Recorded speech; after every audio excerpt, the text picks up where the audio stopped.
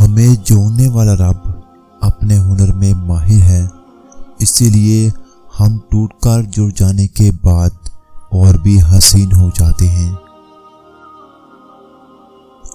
رشتوں کے بازار میں آج کل وہ لوگ ہمیشہ اکیلے ہی پائے جاتے ہیں جو دل اور زبان کے سچے ہوتے ہیں۔ محبت میں پابندیاں نہیں لگائی جاتی، آزادی دی جاتی ہے۔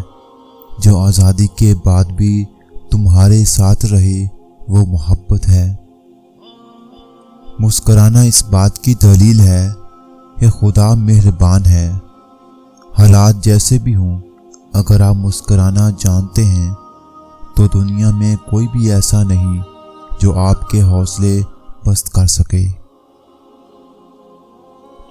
جب کوئی امید نہ ہو تو تب زیادہ یقین سے مانگو، کیونکہ معجزے خدا کی شان ہے۔ ہم ایک ایسے معاشرے میں رہتے ہیں جہاں دکھ کا یقین دلانے کے لیے آنسو بہانے پڑتے ہیں اور بیماری کا یقین دلانے کے لیے مرنا پڑتا ہے۔ ہماری زندگی مکمل طور پہ ہماری مالکیت نہ کبھی ہوئی ہے اور نہ ہی ہو سکتی ہے۔ ہم سے جڑے ہوئے بہت سے لوگ بھی اس دنیا پر، اس زندگی پر اتنا ہی حق رکھتے ہیں جتنا ہم خود پر۔ غم ہی ایسا ملا کہ بات نماز تک جا پہنچی، فقط ایک ہی سجدہ کیا اور بات خدا تک جا پہنچی۔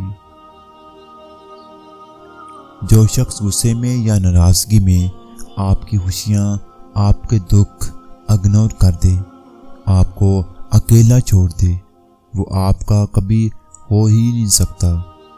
مسکرائیے اور خوش رہیے۔ کسی کی خاطر غمگین رہ کر کون سا آپ نے دنیا فتح کر لینی ہے، نہ ہی کسی نے آ کر آپ کو وفاداری کا میڈل دے دینا ہے۔ جو پیچھے سے وار ہوتا ہے اس سے کبھی ہم بچ بھی جاتے ہیں، لیکن جو گلے لگا کر خاموشی سے وار کرتے ہیں پھر اس سے بچنا بہت مشکل ہے۔ دل کو مارے بغیر نور نہیں ملتا، دل کو مارنا پڑتا ہے، مگر ضرورت تو نہیں ٹھوکر کھائی جائے۔ انسان ٹھوکر کھائے بغیر، زخم لیے بغیر، خود کو جلائے بغیر بات کیوں نہیں مانتا؟ پہلی دفعہ میں بات کیوں مانتا ہوں؟ پہلے حکم پر سر کیوں نہیں جھکتا؟